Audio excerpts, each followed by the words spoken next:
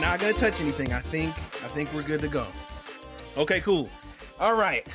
Good evening, ladies and gentlemen, and welcome to episode 117 of the Super Gamer Boys podcast.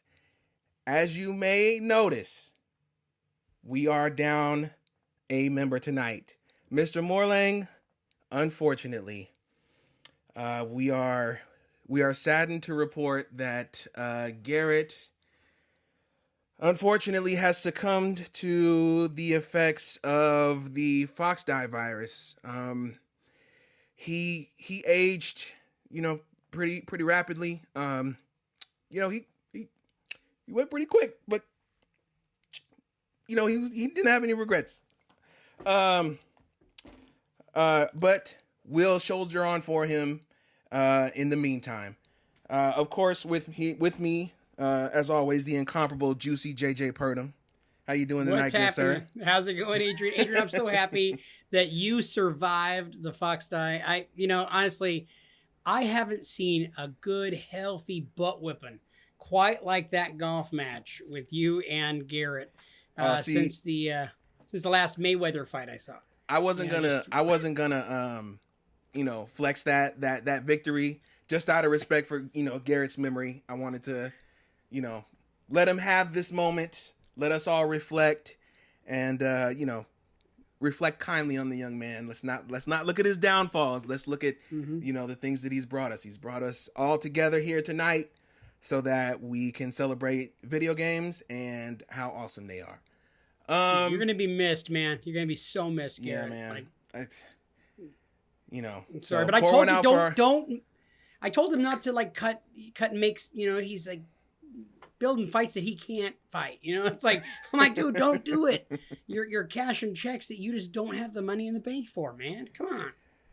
Yeah. So if you're in chat tonight or listening to the recording, just pour one out for your former host, Captain and Dad. But let's go ahead and get started here tonight. We don't want to waste too much time. On today's episode, we're talking about Cyberpunk and its rise to the top of the download charts here for the PS4. Xbox was talking about they are taking a peek at the DualSense and seeing, maybe they could put some stuff in there. And of course, we have to talk about Valve and their new Steam handheld called the Steam Deck. But before we get into that, as always, we got to give a quick shout out to our Patreon producer, my successor, Mr. Tobin Dalton. Good. What's up, Tobin? Appreciate you. And of course, our Super Gamer sponsors, Bill Bird, Julie Bates, Brent Fox, Daniel James, and Rebecca Robertson. Woo!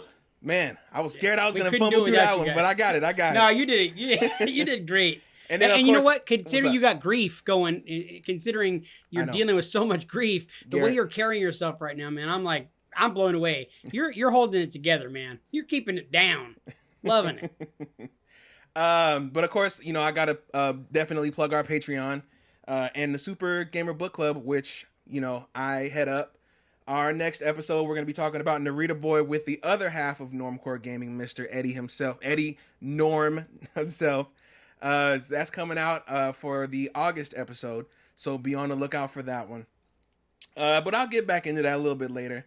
Right now, we got a little bit of we got a few questions, more than usual. We actually got so many. We put a couple in the tuck, just to, to keep them there, so we have some more for next week.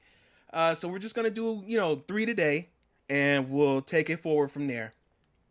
So our first... Adrian, have you noticed that the only reason we're getting all of those crazy, weren't we getting half of a question each week? And then all of a sudden you threw out the gauntlet, the challenge, and you were like, this is horrible. Y'all need to step your game up. And then all of a sudden we've got them pouring in, man. Yes. The questions are pouring in. I didn't want to have to do it, but I had to put the chat in a chokehold. I had to put the Discord in a chokehold. I was like, come on now. We give you this fire content every single week, and you can't even ask us a question? Not even one. I said it could be about anything. You could ask what I had for breakfast today, and it'll still count. You know what I'm saying? And then, and that also extends out to you if this is your first time here with us. You can join our Discord, and you can ask us any kind of question you want. We prefer it be gamer related, but we'll answer anything, and we'll answer it right here on the show. So that's your opportunity. If you ever wanted to pick our brain, there it is.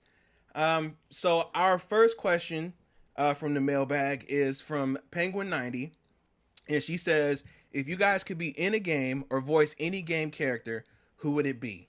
I'm going to let you go first. If I could voice any character or be in any game, I would choose the Uncharted series. I love the Uncharted series. All 4 of those games started off on the PS3. Of course, I played it through the PS4 era, all the remaster versions of 1, 2, and 3. And then you can't forget A Thief's End, Part 4. Really great. Nathan Drake, one of the greatest characters in video games I've ever played. I love it. It's actually the first set of games I played was the Uncharted series, and on the PS4. Absolutely love Nathan Drake. If I had an opportunity to try to fill those shoes, I would love to be able to do that. Okay. I don't know if I can hang with you right there. I feel like I would have probably had a heart attack after part 1.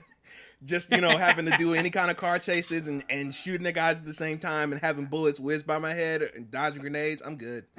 You go, you do that. I mean, granted, you're gonna live because it's a an adventure movie, but still, and that's why I chose it, because I know I'm gonna live. Because I'm like, in real life, I'm not very good with a gat. Right. I've tried.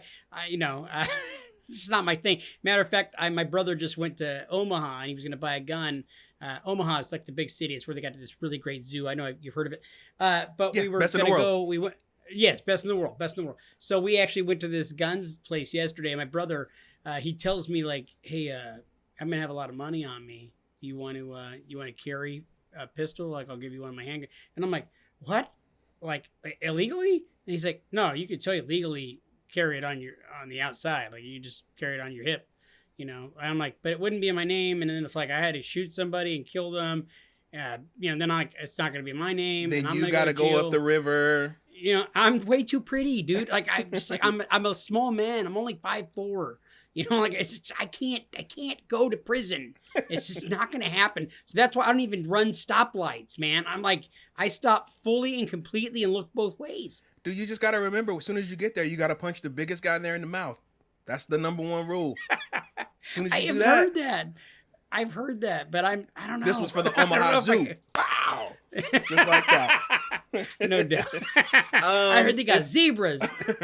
If I could be in any game world, I'd probably be in the Jet Set universe. Jet Set Radio, Jet Grind Radio.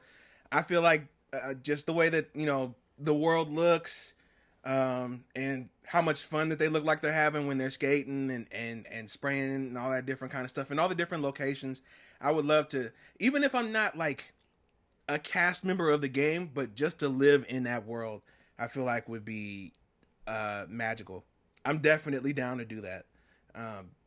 That's probably where I would sit at. So if I could voice any game character, who would it be? Oh boy. Let me think.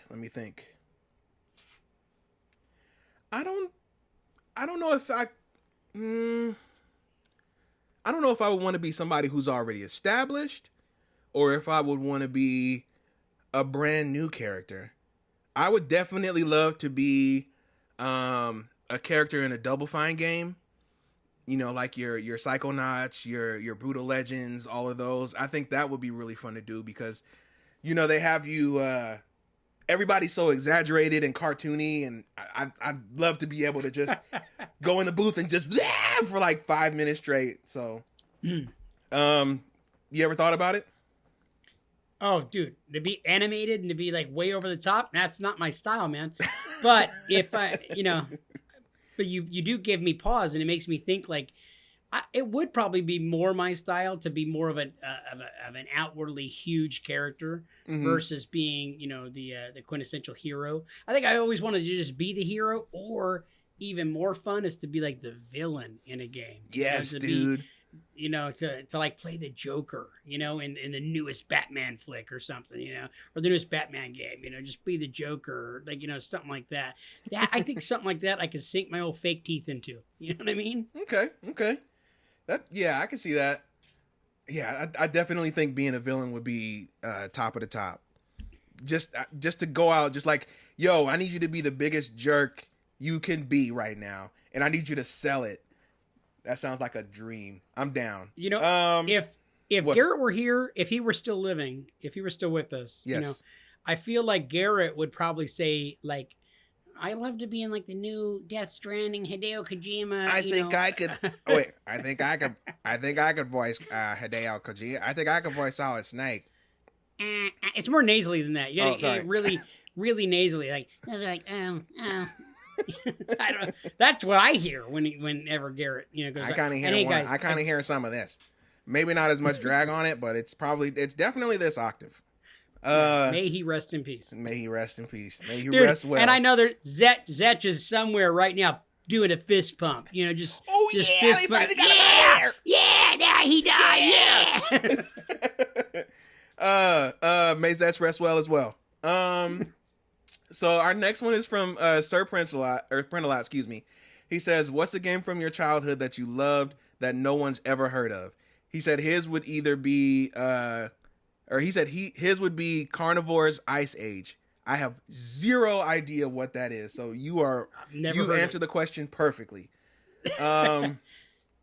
Mine would be, I don't know if anybody knows, but there was McDonald's put out a video game for the Sega Genesis.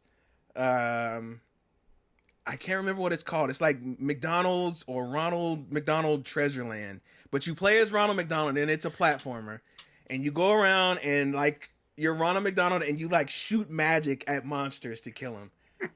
I don't think anybody's ever heard of this game. I don't know how we bought it, but I definitely remember putting a lot of hours as Ronald McDonald. That would be my answer to that question. So I actually chose a game that I know some people have heard of, and I probably talked about it on the show before because I loved it so much. On the Nintendo Entertainment System, and I think it might have come out on Turbo Graphics. I know it was a PC thing as well. On the Nintendo Entertainment System, I played Maniac Mansion. Maniac Mansion was a point-and-click game that, and I do not like typical point-and-click games, but it was so cheesy and like horror-like, and just it has such great humor to it. You got to play like a handful of like these teenage kids going into a mansion that had like these goofy aliens, and you have to go get like a cassette player, and then like you'd go and find the cassette. Where does the cassette go? And then you'd have to use pick, pull, push, you know, some of those kind of like point and click tropes. And then you'd find like a hamster, and at one point you put like a hamster in a microwave and it like blows up, and like other things. Way. Like, in a kid's game in like 88. I think it was 87, 88. And it's one of the most fun games I've ever played. And my little brother and I stayed up late all through the night. The way that we used to do in the late 80s playing video games was staying up all night long. Parents go to bed, and you're sitting there with a Nintendo and just playing all night long to make sure you get through the game. You didn't have infinite lives like you do in video games now. So I actually have it on a Nintendo Wii that I have jailbroken. So I'm able to actually play a little bit of that. And so it's so much fun. Even now, my brother came over recently, and we actually had a kind of a blast. I was like, "Hey, dude, you want to play Maniac Mansion?" And he's like, "What? You have Maniac Mansion?" And I pulled it up, and I don't know, we maybe played for like 45 minutes. And you know what, dude? That was nostalgia. That was bringing back like childhood. So that's a game that is so much fun, and I feel like very few people have heard about it. And if you haven't had a chance to play it, you could probably find it very easy in like the ROMs, you know, somewhere. Right. But it's really a lot of fun. Such great humor, and such a really cool little art style to that game, Maniac Mansion. Maniac Man. Okay, I might have to Yeah, LJN put it out. LJN, it did a lot. They did a few games, and then did quite a bit of, you know, they had a lot of the toys and stuff back then in the 80s. Right. But a lot of fun. Also, props for you for saying the entire Nintendo Entertainment System. I don't think I've ever outside of commercials heard it actually called Nintendo Entertainment System. So I'm old. I'm just saying it's usually been NES or God forbid NES. And nobody ever called it Ness. Yes. Some people do. I grit my teeth and die a little bit inside every time they do, but they do it. No, but I'm definitely gonna have to put that on my list. It sounds pretty interesting. Zetch in the chat said, why does everyone who's a part of this podcast die somehow? It's a curse. It's a curse. I don't understand. It's the podcast gods. They don't want us to succeed. They keep taking out our pillars. You know what I mean? Like they somehow Garrett got his fox die activated, and he just up and died. I don't know what happened. Zetch got caught in that freak accident. We don't really go into detail about it. Yeah. You make sure that your hamsters have vaccinations, guys. Yeah. You never want to put them in those places. That's not where they're meant to go. So.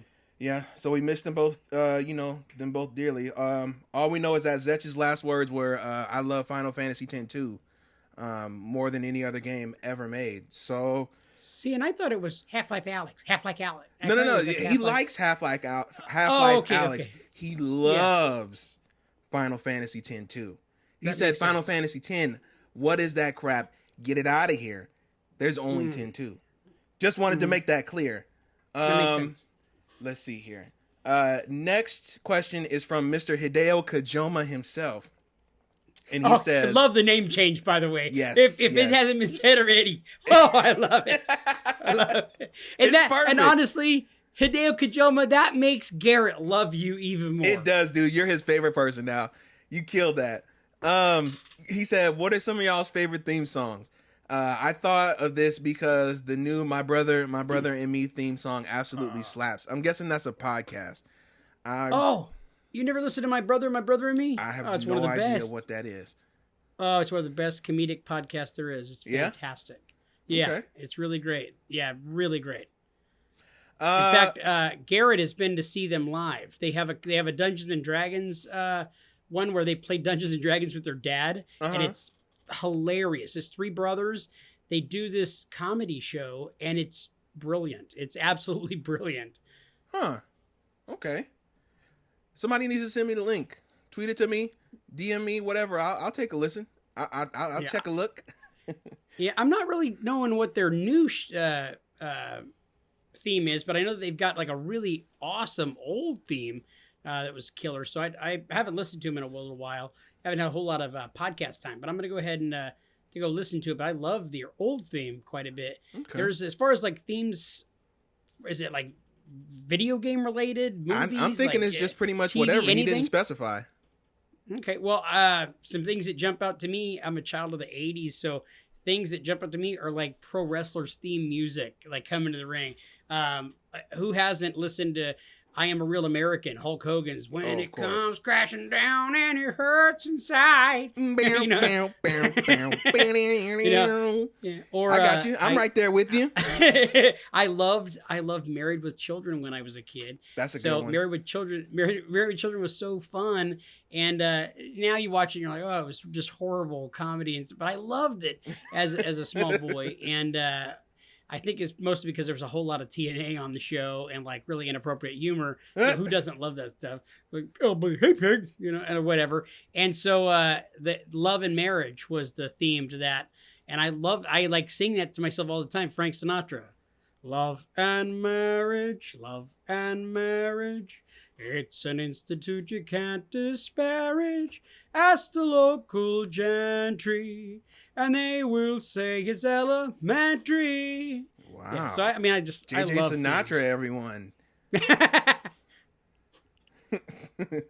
I don't know, man. I'm Mr. Cartoon Guy, so I'm gonna say anything that was probably on the Disney Channel from 1989 to 1994 would suffice. So your DuckTales is, your Gummy Bears is, your Tailspins. Let me see here. Let me see. Oh, Zet's coming in with the X-Men theme, the Pokemon theme, the Batman animated series. You got some bangers. Oh man. So you got your. I'm sure like we're gonna get past this question and be like, oh my God, how did we not mention that? Yeah. Forgot this one. Yep. A lot of cartoon shows have some classic themes, man. Classics. So that's probably where I would say that the majority of my favorites rest at. Yeah, these are great questions, dude. Ever since you like challenged them, put that chokehold on them and stuff like that, made them tap. Wow, we're getting some really fun questions that are more than like, what's your favorite video game? You know, like, dude, the depth of this stuff has been phenomenal over the last couple of weeks. Thank you, guys. And it's really varied, man. That's the best part about it. It's a whole lot of it's not just, like you said, it's not just, oh, what's your favorite game? It's like people are asking us stuff outside of gaming. So I really definitely appreciate that. I think that was the last one for today. So again, thank you everybody for your questions. Continue to send them in. We definitely can use all the questions we could get. If we don't answer them today, you can bet your bottom dollar we will be answering them soon. So keep them coming. And then with that, we're going to go ahead and get to the meat and potatoes. Mr. JJ, if you would, we're moving on to the nerdy news. It's now time for the nerdy news. So our first story comes from Kotaku, and it reads as follows. It says, Cyberpunk 2077 was the most downloaded game on PS4 in June. And the article reads like this. PlayStation has revealed that the most downloaded PS4, PS5, and PSVR games during the month of June. Oh, they revealed them. They haven't. Okay. Unsurprisingly, Ratchet & Clank was first. But the more surprising is that Cyberpunk 2077, even after its messy launch and removal from the PSN store last year, was the most downloaded PS4 game last month. That is insanity. How?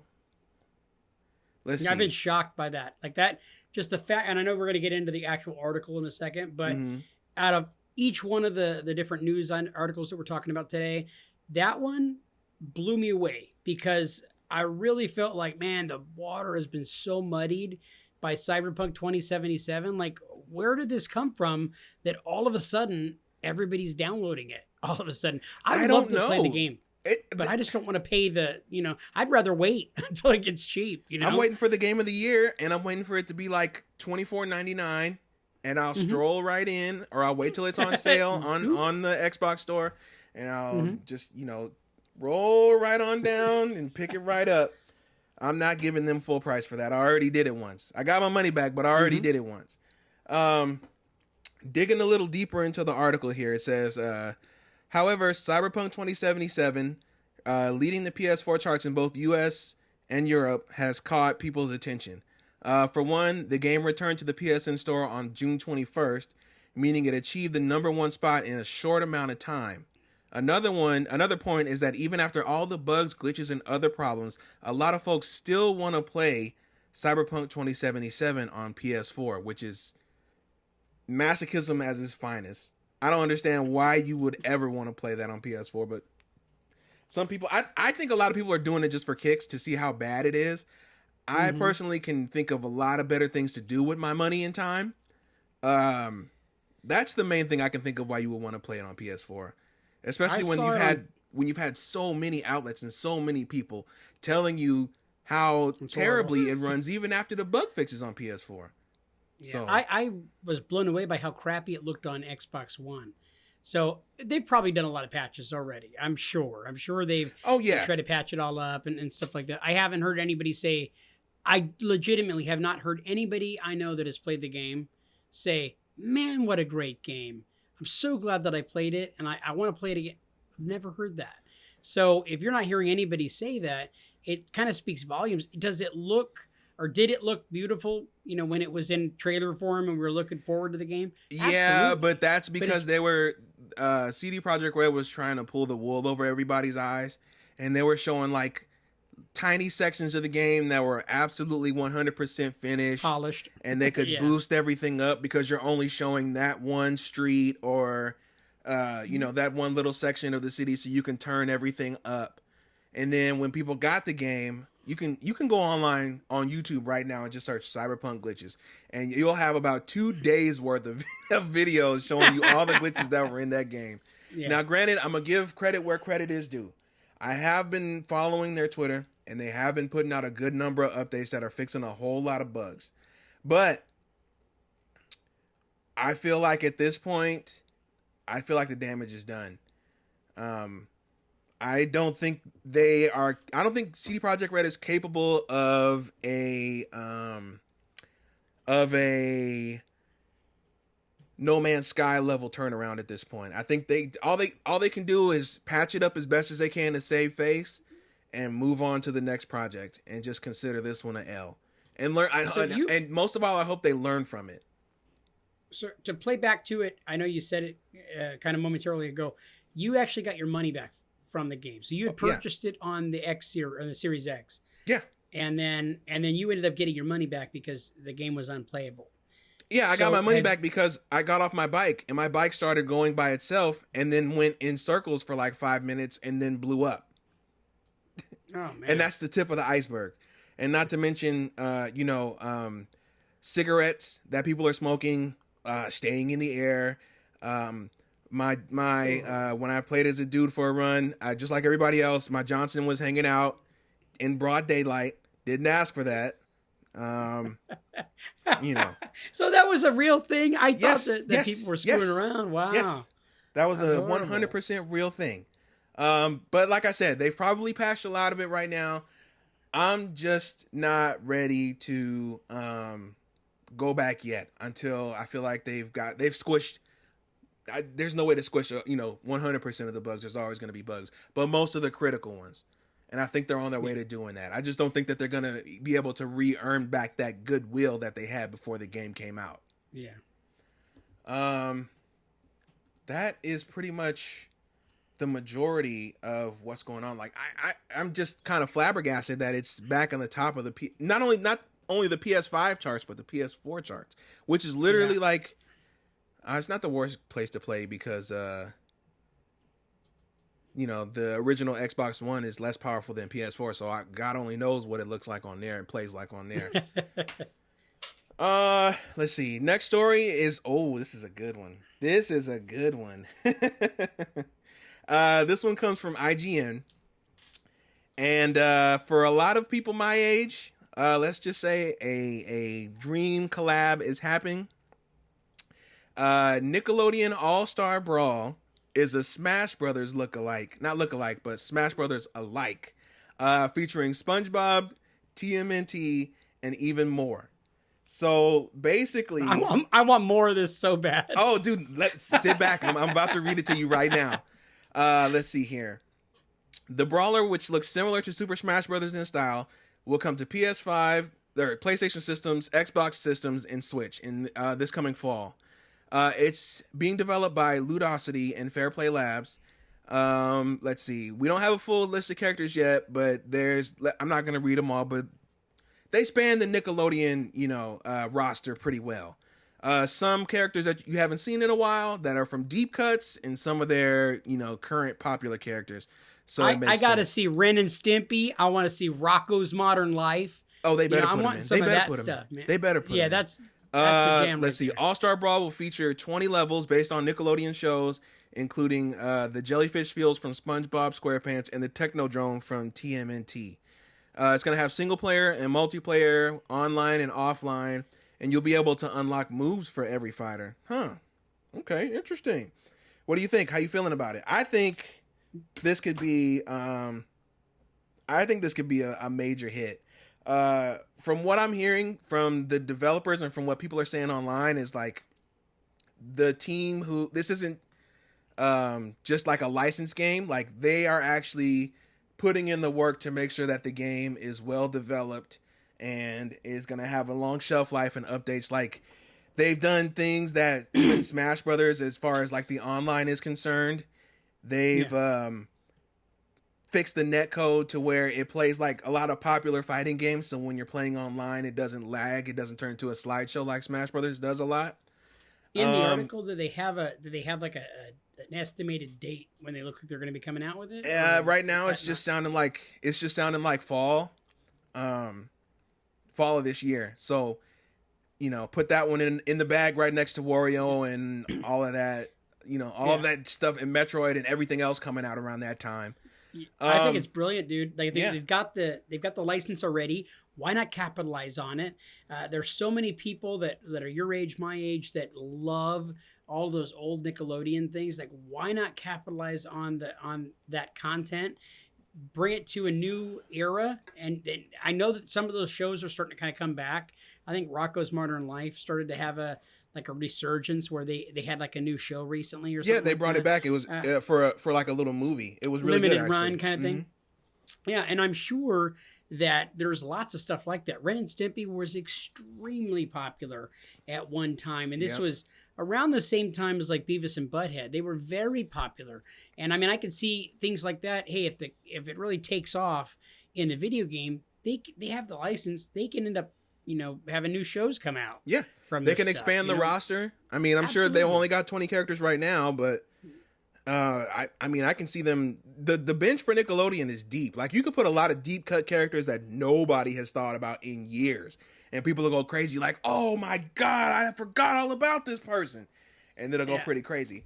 So, you ever played All Real Monsters? I never played it. I watched it. One of my favorite games from the Sega Genesis, and that game is so much fun. Those characters, that was a big cartoon back in the early to mid 90s.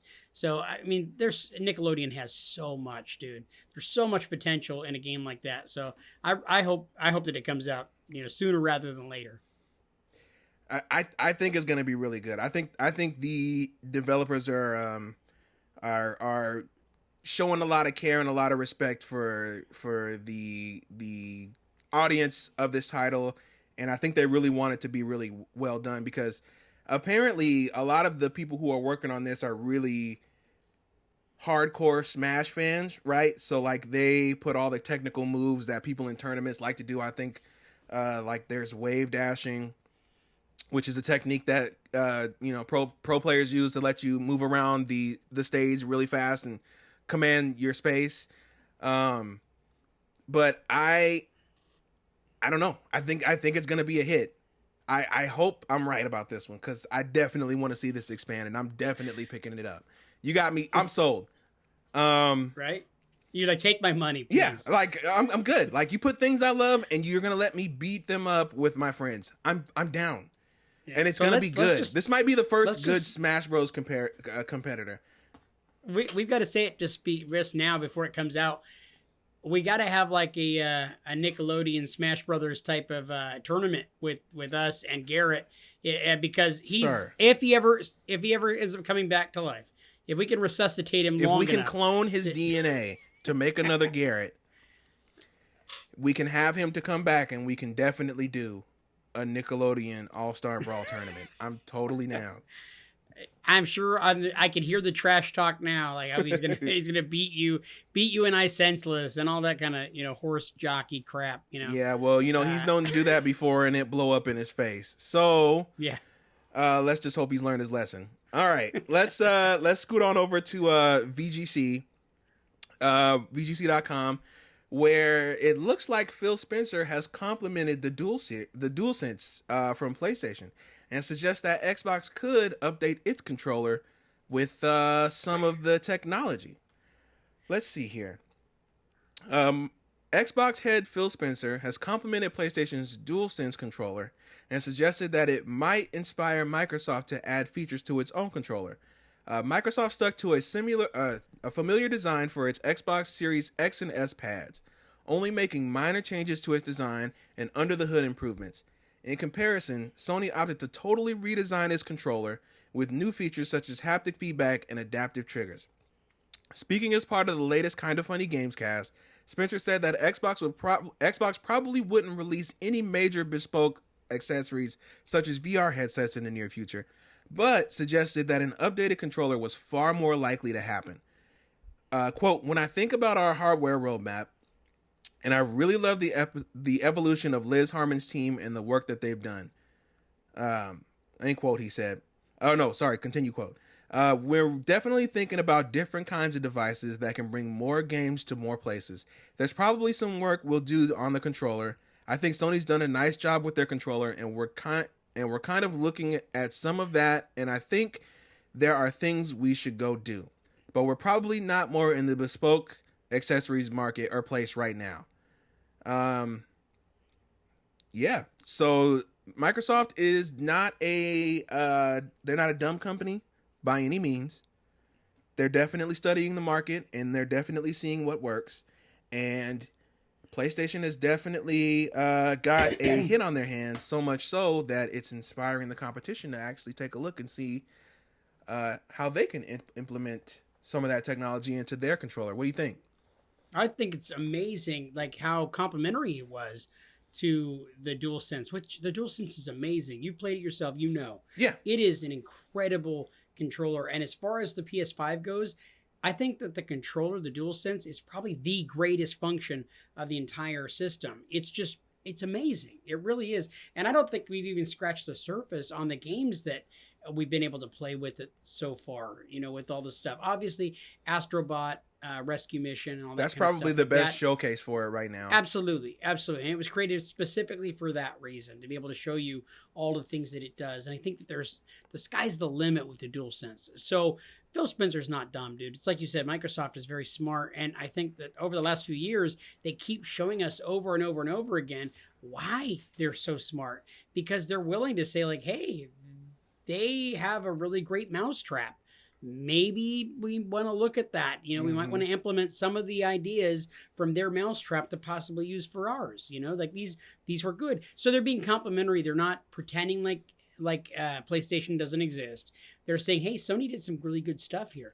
The other thing that blows my mind is I am picturing Phil Spencer sitting with a DualSense playing a PS5, man, and I'm wondering. Dude, if you think Phil Spencer doesn't have a PlayStation 5 and a Switch at his house, you are sorely mistaken.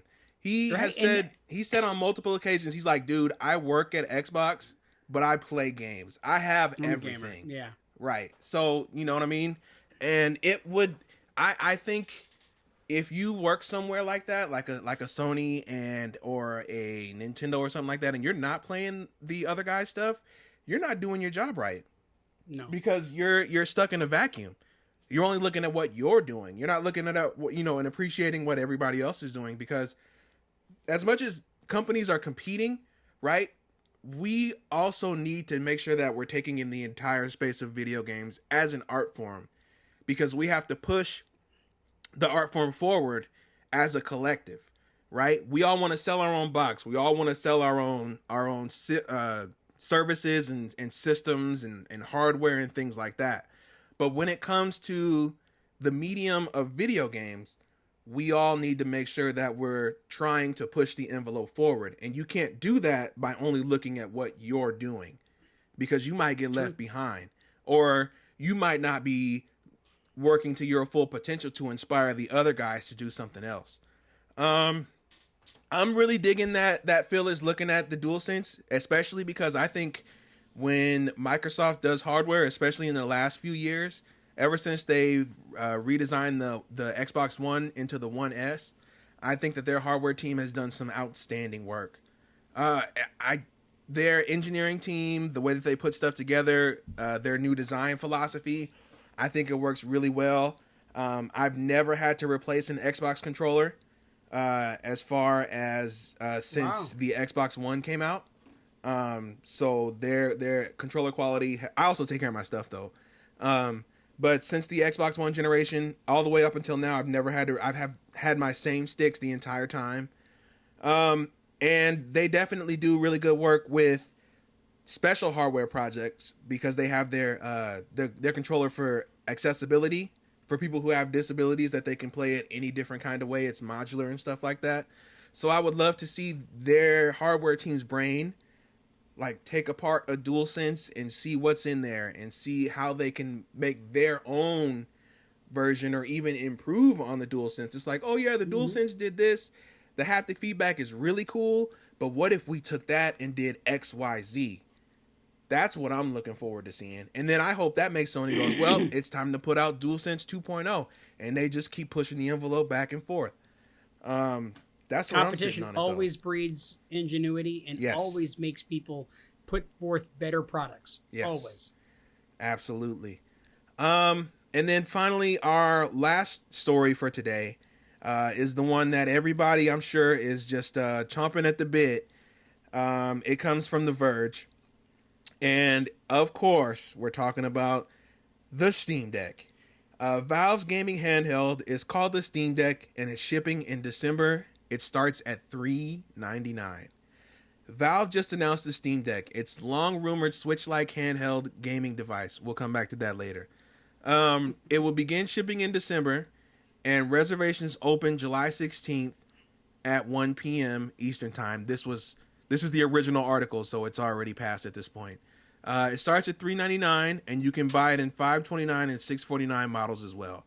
The device has an AMD APU containing a quad-core Zen 2 CPU with 8 threads and 8 compute units worth of AMD graphics, alongside 16 gigabytes of LPDDR5 RAM, and there are 3 different storage tiers: 64 gigabytes for $399, 256 gigabytes of SSD for $529, and 512 gigabytes of SSD for $649. So to put that simply into non-dork... I was going to say, dumb it down. Yeah, I was going to say, in in non-dork language, in non-PC dork language, you're looking at basically what is about a handheld base PS4 in that form factor. So that's nothing to sneeze at. No, absolutely. For a handheld, that's insane. Oh, absolutely. It's powerful for a handheld. It's not like a Switch. When they say it's like a Switch, it isn't like a Switch because it's just strictly only handheld. That's the only way you're going to be playing this. No, there's a dock. No. Yeah. I didn't see that in the article. They're working on a dock. It's just not out yet. They're just letting you reserve the unit. Oh, but crazy. the controllers don't come off or anything. But that's not why it's not like the Switch. I'll get into that in a minute. Let's see here. Here's the continuation. The Stream Deck has a huge number of control options. There's 2 thumbsticks, but also 2 small Steam controller style trackpads beneath the thumbsticks, which could give you more precision for like first person shooters. The front of the Steam Deck also has A, B, X, and Y buttons, a D-pad, and a 7-inch 1280 by 800 touchscreen for 720p gameplay. The device also has a gyroscope for motion controls. Let's see. It has 2 shoulder triggers on each side, and there are 4 back buttons, 2 on each side, as well as built-in microphones. As for the battery, let's see. Steam Deck's onboard 40 watt-hour battery provides several hours of gameplay for most games. No, it won't. No, it won't. No, it won't. For the games it's running, no, it won't.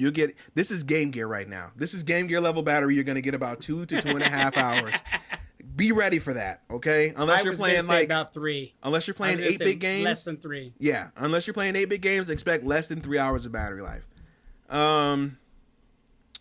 So that is pretty much the majority of the information on the new Steam Deck. I've seen a lot of chatter one way and the other.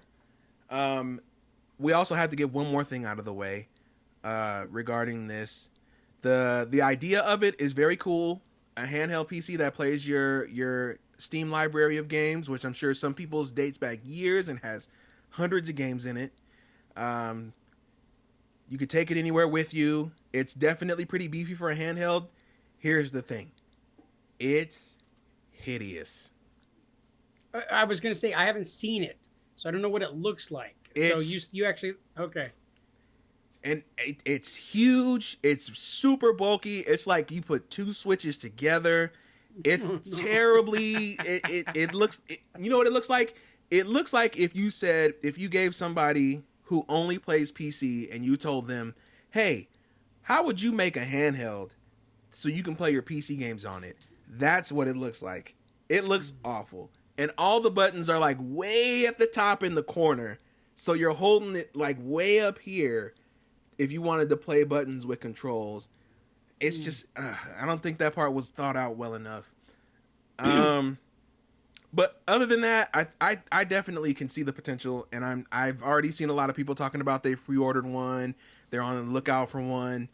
The rub that I have with it, awesome. The original thought of it is awesome. Oh yeah, to be able to play all of your Steam games on a handheld is really great, dude. To be able to take that library around with you. I mean, dude, the sky's the limit with all this crap that's out on Steam right now.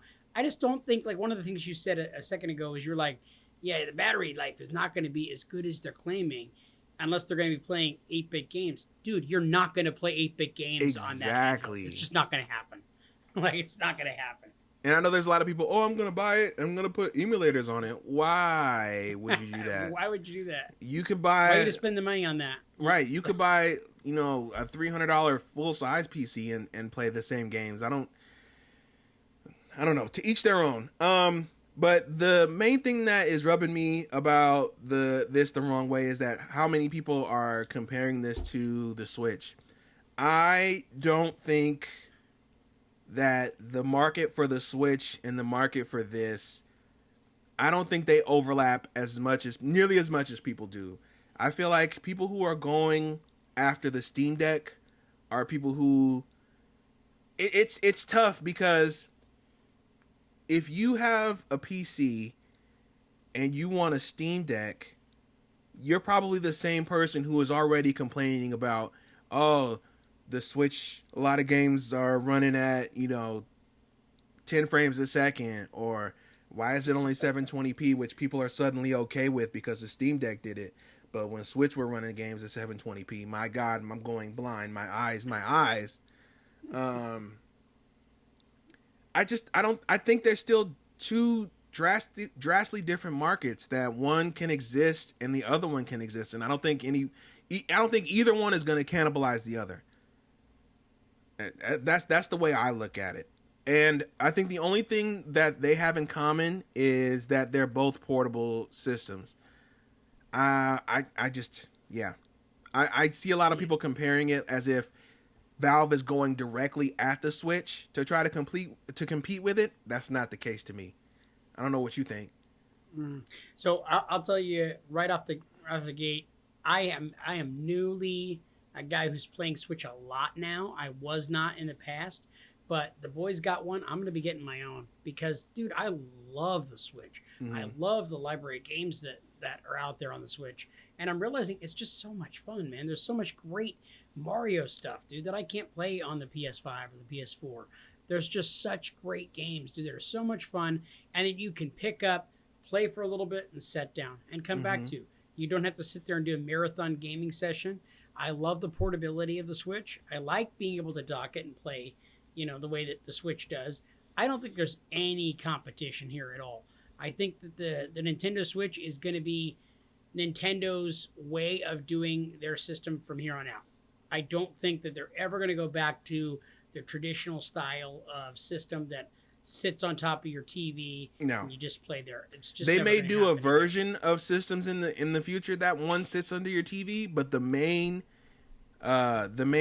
format for it, like the one that they would intend for you to play, would be the one that goes back and forth.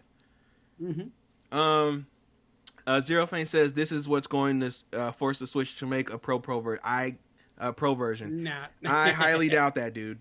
I mean, it's a great thought, it's a great thought. But the day that Valve announced the Steam Deck, you know what happened? People bought Switches. People bought OLED Switches. People bought regular Switches. Like, this system is selling 80 million units. It's gonna probably hit 100 by the end of this year. So not to switch off of this Valve the Steam Deck, because I want you to get back to it. But in relation to how everybody is starting to buy those OLED Switches, is the regular Switch able to be found again? Now that I know during the pandemic, they've been ridiculously hard to get a hold of, but I'm starting to see Switch lights inside of Walmarts and stuff like that again. What about the standard Switch? Is that thing available in stores again? I've been seeing more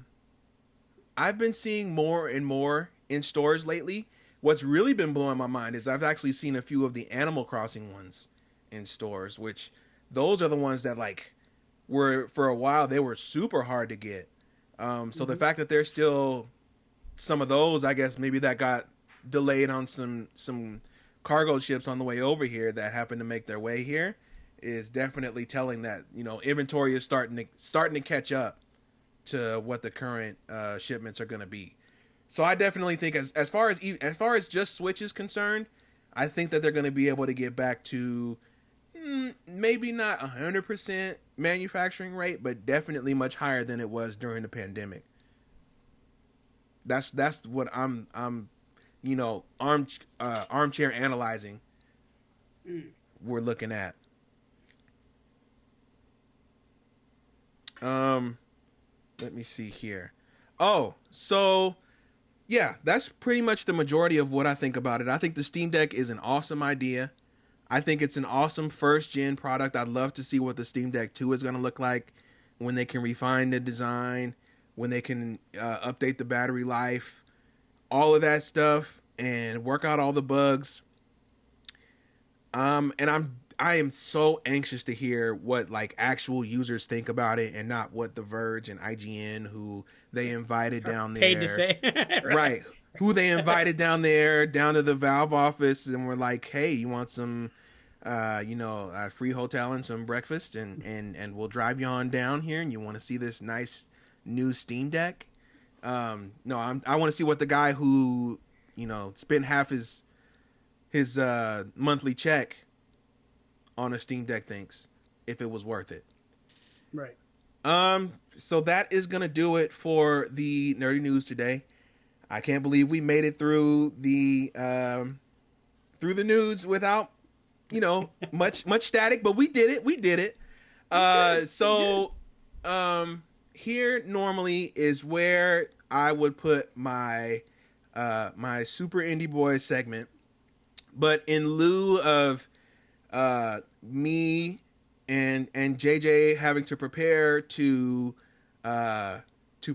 host for you tonight, I actually went ahead and I'm not gonna do a full-on one tonight, but I am gonna give you a recommendation for at least one. So, oh boy, let me think. So I went up to see a friend this past weekend, and she had a game that I had never heard of, and it's called Boomerang Fu, and it's you and 3 other players, and you're all armed with boomerangs, and you're all able to do kung fu, right? So you're all running around a map, and you play as different food items. It's just, don't ask why, you're just food. And you are trying to pretty much kill the other 3 players by throwing your boomerang at them or slashing them with your sword or your sharp object. And you can get different power-ups, like you can teleport wherever you throw your boomerang. You can have your boomerang to leave a trail of fire. You can control it with your mind. And you have to use the stages and your cunning and your reflexes to be able to kill everybody else and to eventually get the crown. I have only seen it on Switch. I'm pretty sure it's other places. I wish I was able to look. You know what? I might be able to look up the developer right now just to see who it is so they can get a little bit of praise. But that is definitely, I had a blast playing it. I highly recommend it. Let me see. Boomerang Fu. Is it Switch only? Nope, it's on Steam. Developer is called Cranky Watermelon. It's a blast. I would definitely recommend that one if you have some friends to hang around and play with. And yeah, this. I'd like to play that on the Steam Deck. Oh, awesome! Yeah. Yeah, you can play it for about 20 minutes. No. You got a good 2 games in there before it's like, that hey, I need you to plug it in. Yeah. So I didn't want to leave you high and dry. I know that there are some fans of Indie Boys, so I just wanted to give you a little something to chew on until next week. Moving on, and of course it's now ad time, baby.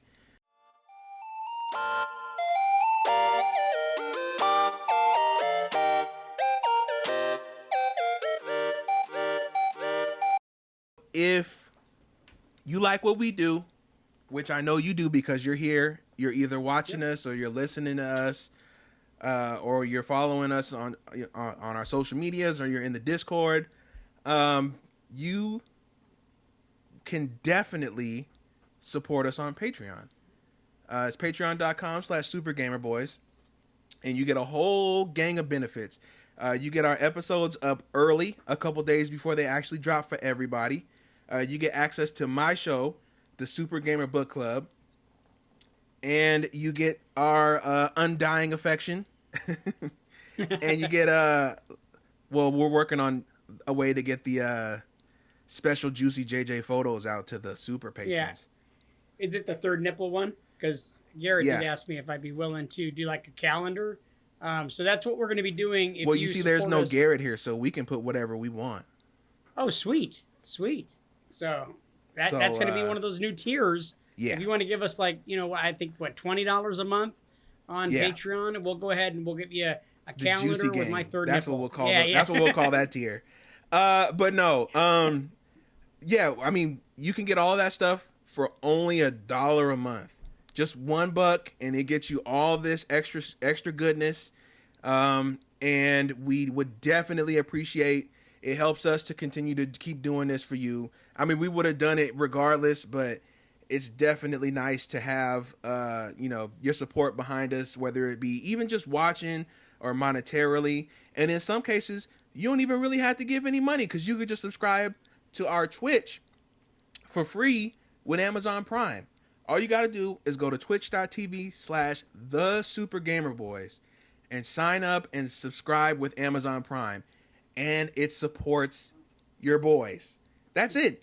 If you have Amazon Prime and you subscribe to us, then we get a good little chunk of change from that, which we can use to continue to fund our cloning machine to bring our dearly departed captain back in time for next week. Yep. Let's say you're 26 years old, you live at your parents' house, you don't actually have Amazon Prime, but they do. Go ahead and go into their account make sure to subscribe. Do it. But yeah, we would definitely, appreciate your support. And we already, everybody who is a patron, you definitely know that we appreciate your support and your continued support. And we hope that we're doing everything that we can to continue to live up to the standard that you expect of us. And we hope to continue to go forward with it. So we hope to see you on Patreon soon. And thank you for your support.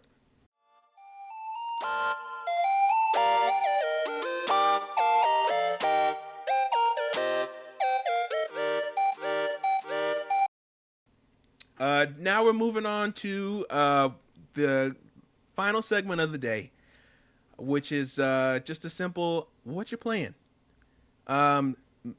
Before he tragically passed, Garrett actually gave us a couple of suggestions of what he's been playing.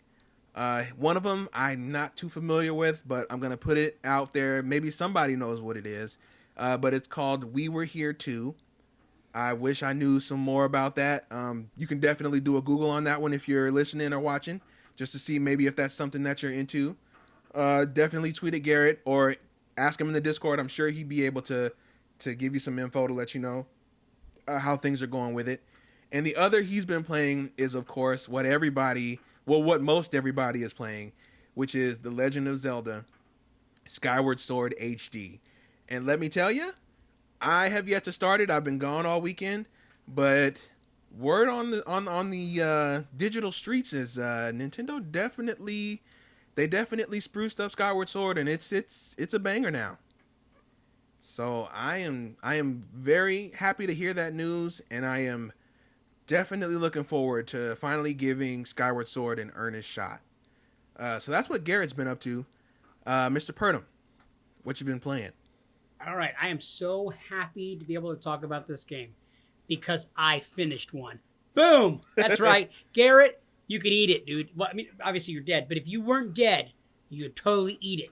because I finished the game. That's right. So I actually picked up a couple of weeks ago Little Nightmares. The PlayStation had the game for sale for $5. And I had already seen the preview to Little Nightmares 2. And I was like, man, the game looks amazing. Well, if there's a part 2, there's got to be a part 1. Part 1 was $5. I figured, what the heck? It looks awesome. Dude, everything about this game was phenomenal. The score, the music was amazing. The settings were fantastic.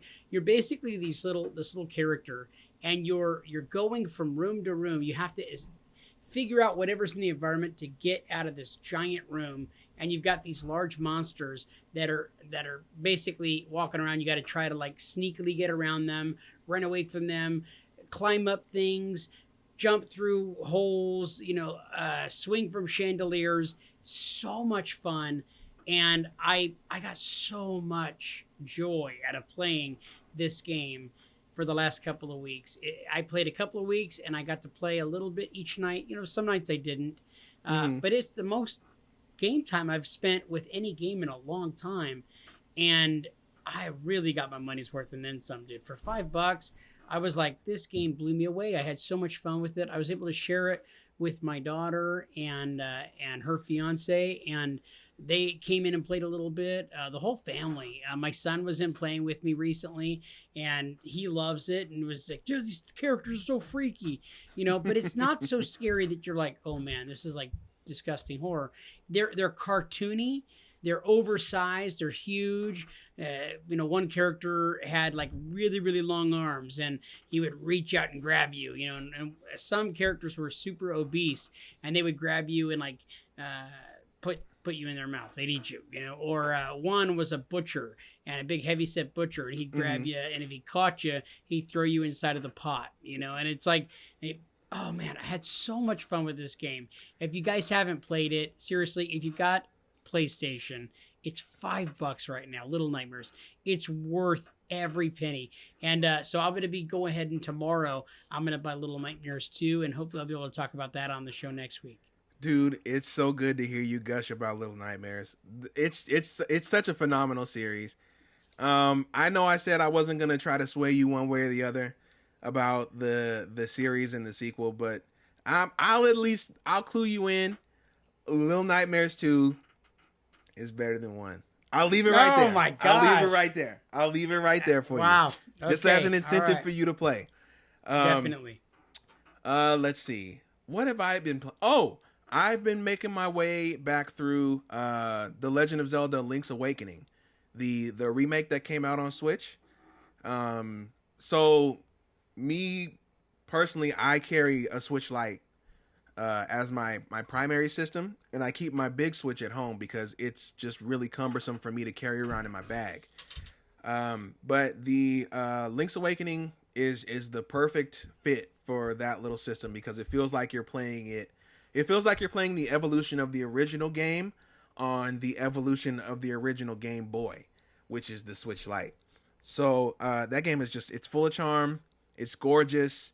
It plays really well. The music is fantastic, so I'm having a blast with it. That's what I've mainly been snacking on. I finished Metroid Fusion recently. Still a classic. Still phenomenal. It makes me even more excited for Metroid Dread, so I'm definitely looking forward to that. I don't know. Is there anything you're looking forward to starting outside of Little Nightmares right now? Anything catching your eye in the near future?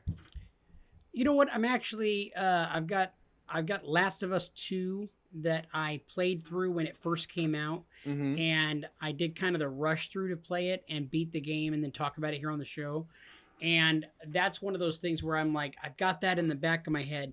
Man, I really want to go back to that game. I know we've talked about the game a little bit, ad nauseum almost over the last year. But now that I've had some time to like kind of process through that incredible story, I kind of want to go back through the game again and now just kind of enjoy it, go slow and just enjoy the story and maybe go through things that I didn't really go through last time because I was kind of in a rush to kill the game, to be done with it.